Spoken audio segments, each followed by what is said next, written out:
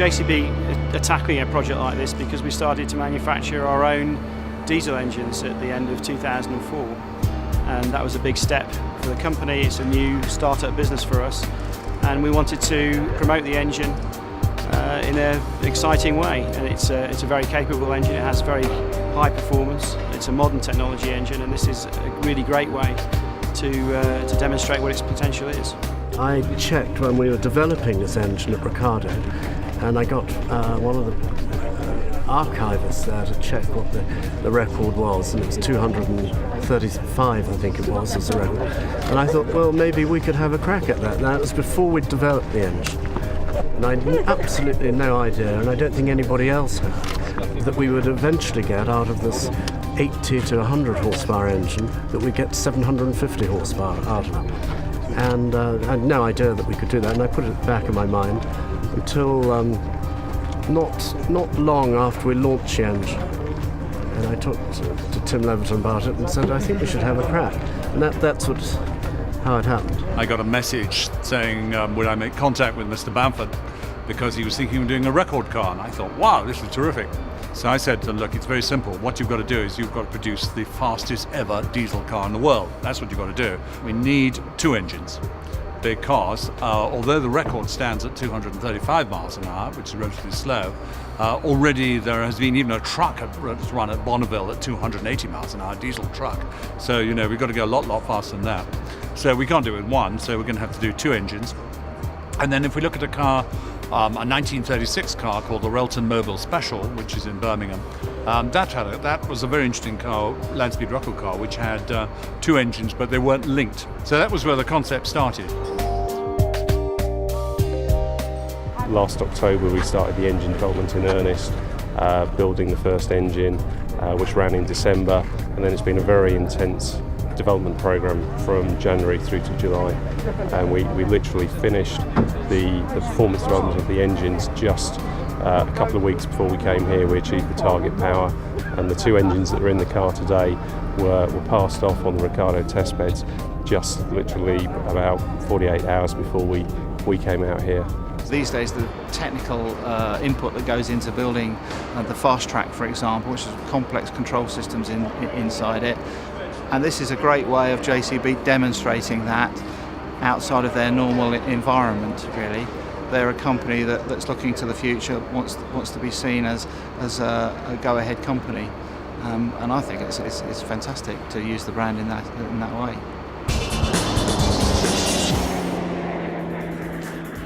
One of the remarkable things about Bonneville, we've actually got between 11 and 12 miles of perfectly smooth, very hard and reasonably high grip salt. Challenge all the time is to control the power very precisely, to accelerate as fast as possible, to deal with the stability as the tyre stability goes down at higher speeds, and before the fin stability comes in at the very high speeds, that sort of 150, 200 miles an hour where it's all happening. And of course we're only just into third gear at that stage. There's the real challenge there of keeping the car in a straight line and keeping it on boost.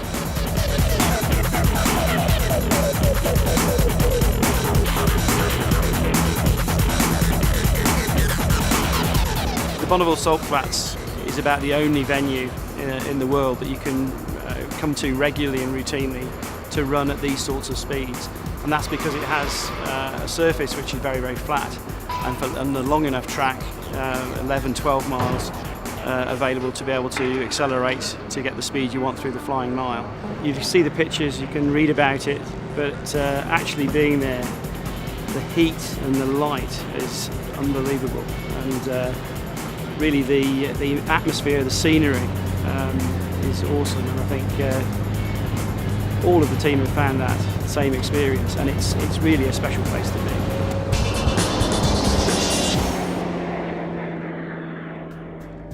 Been running the car since the 22nd of July, and actually the runs that we finished on Thursday and Friday were the 48th and 49th runs of the car. And in making all of those runs and those over that period of time, we've basically used up the life of the engines. So that was a planned situation. So we always intended to stand down the car for a few days between Speed Week and our own record attempts starting tomorrow. And we've changed the engines, we've dismantled many of the systems on the car, cleaned the car, checked everything it's more or less like doing a major service on the car, and it's been put back together again today to be in best condition, peak condition, for our first record attempt tomorrow morning.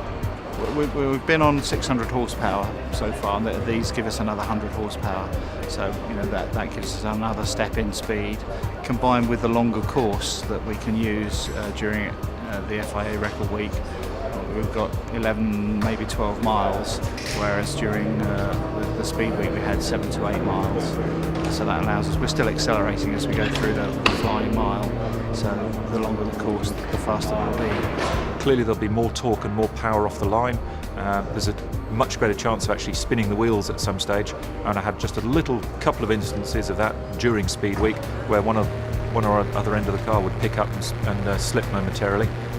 There's going to be a higher risk with more power, so I'm going to have to work hard to control that. We're going to be working the car harder, we're going to be working the cooling system harder, we're going to be working the tyres harder, but we're going to be going faster, which will make it all worthwhile. On the runway today we'll be just proving the systems. We won't be going very quickly, probably less than 100 miles an hour. We've got a limited amount of room here, we don't want to risk the car. We'll be stopping on brakes, we won't be using parachutes. So it's really a systems check.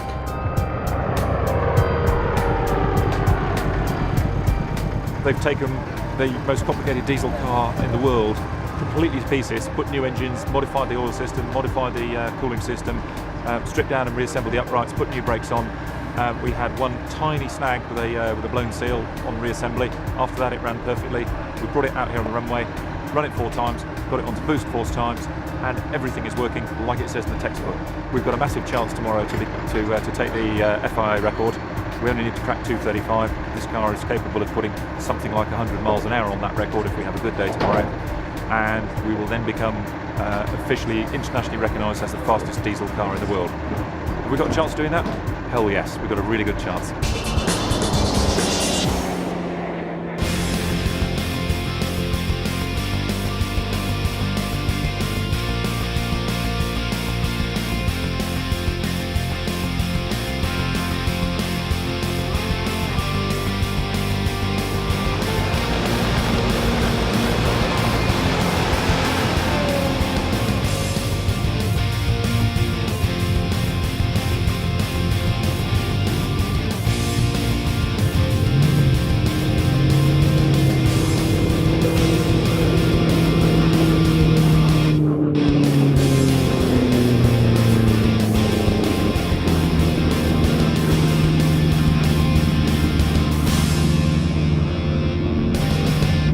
First run, we thermally limited the engines, which is exactly what we expected to do. We're protecting the engines, we're trimming them back when they get hot. The cooling system still has a lot of capacity, so the engines were trimming themselves back to give us a little over 320 miles an hour through the mile. Stopped at the far end. The guys performed a 40-minute turnaround in about 25 minutes, which was just beautiful to watch. It was an amazing team effort. Given it's the first time they've ever done this against the clock, they haven't had time to practice this because they've just rebuilt the car. Turned the car around, got it ready to go. It started cleanly, accelerated very cleanly all the way up through the gears. 5th gear at around about 3,500 RPM into the measured mile.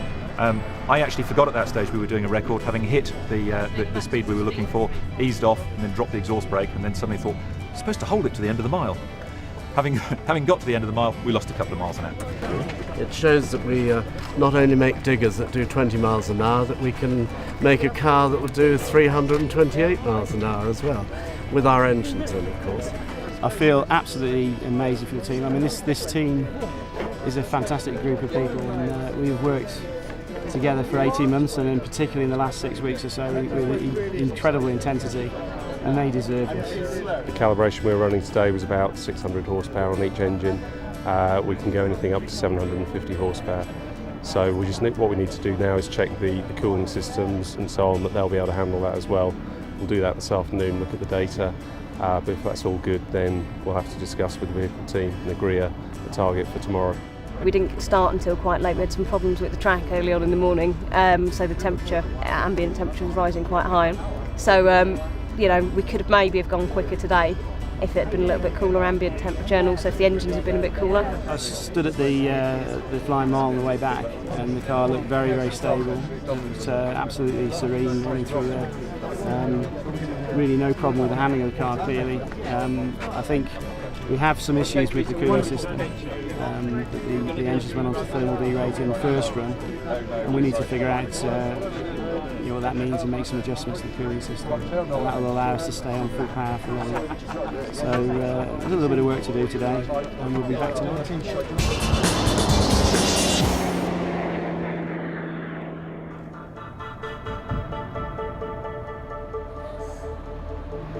We're looking for around about 350 miles an hour, and having got a 328 yesterday, which was just a smidge under what we were aiming for, we're looking for around 330. That's the highest flying mile we've had so far. We're now looking to push that up to the highest peak speed and sustain it both ways through the mile. 350 miles an hour also, it's no coincidence, that's also the speed at which we were able to test the tyres to.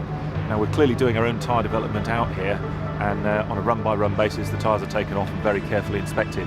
They're absolutely fine. They are taking the salt conditions a hell of a lot better than they took the rig conditions. So with extra time we could develop the tyres to a higher speed, but that's not something we can do in a short space of time out here. Tyres, as we expected, have become our big limitation. So we have this incredibly fast car. We won't actually be using full power, astonishingly. We'll be using 1300 horsepower today of the 1500 available, and that will hopefully give us a comfortable 350 with me throttling back to control the speed. So it's going to be an interesting run.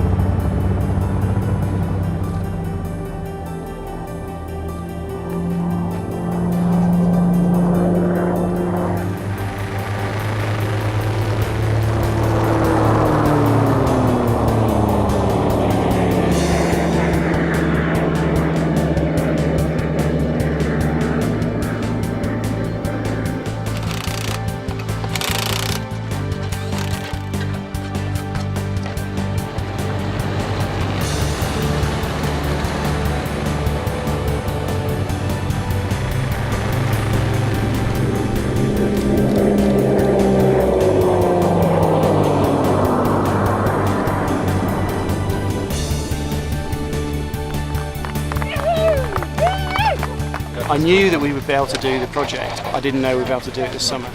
That's the really honest answer. I thought we would learn a lot this summer. I thought we would get a long way towards getting there. I didn't know we'd be able to do it. It's fantastic. In fact, I cried. Brilliant, wonderful. I mean, they've done an amazing job working in adversity quite frequently. It's a huge statement of just how good the JCB engines really are. But more importantly, British engineering and diesel power have both achieved something quite amazing today.